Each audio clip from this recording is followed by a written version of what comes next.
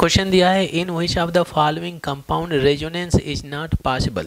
अब रेजोनेंस कहाँ पे पॉसिबल होता है ये चीज़ सबसे पहले हम समझ लेते हैं।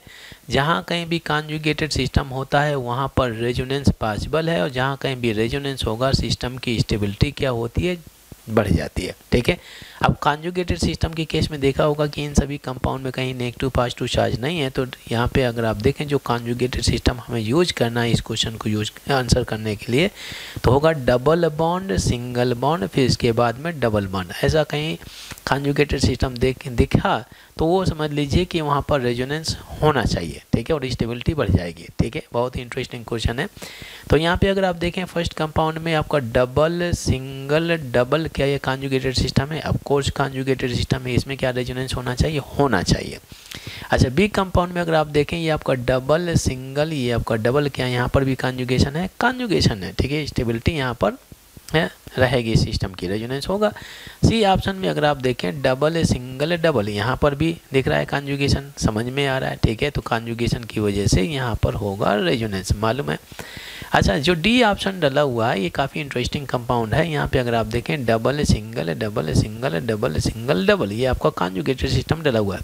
अगर मैं आपसे पूछूं कि इसमें total number of pi electron कितने होने चाहिए, तो आप बोलेंगे सर 4 पाई बॉन्ड है, हर एक पाई बॉन्ड में 2 पाई इलेक्ट्रॉन होते हैं, तो total number of pi electron इसमें 8 पाई इलेक्ट्रॉन होने चाहिए। साइक्लिक रिंग है, ठीक है, साइक्लिक रिंग है और इसमें कॉन्जुगेटेड सिस्टम में 8 पाई इलेक्ट्रॉन है, तो होना तो चाहिए आपका एंटी एरोमेटिक।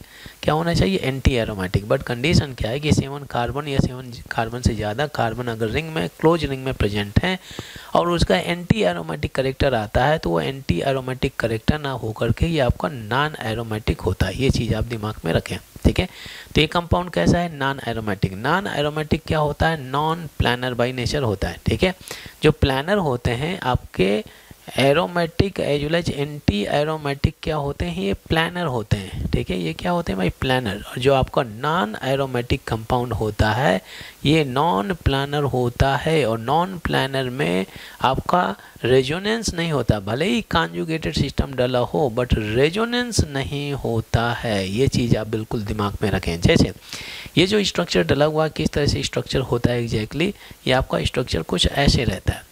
ठीक है, ये स्ट्रक्चर मैं ड्रॉ कर देता हूँ, ये आपका कुछ ऐसे रहेगा। ये डबल, फिर डबल, फिर ये डबल, अब यहाँ पे डबल हो गया। ठीक है, अच्छा, ये जो आपके ऑर्बिटल डले हैं तो यहाँ पर ओवरलैपिंग पॉसिबल है, बट यहाँ पे जो ऑर्बिटल डले होते हैं टॉप में तो ये आपका फ्लैट मोड में रहते हैं, तो इस वजह से इस ऑर्बिटल का इन दोनों के बीच में ओवरलैपिंग नहीं हो पाता है। तो कॉन्जुगेशन में तो दिख रहे हैं बट रेजोनेंस नहीं होता। सिमिलरली यहाँ पे जो ऑर्बिटल डले हुए हैं तो ये ऑर्बिटल इन ऑर्बिटल के साथ में कॉन्जुगेशन तो शो करेंगे बट रेजोनेंस नहीं कर पाते, ओवरलैपिंग नहीं हो पाता। ठीक है ना भाई, तो ये चीज़ क्लियर हो गया। जो डी कंपाउंड डला हुआ है ये है नॉन प्लानर बाई नेचर। ठीक है, तो इस वजह से इसमें रेजोनेंस नहीं होता है। D option is the right answer.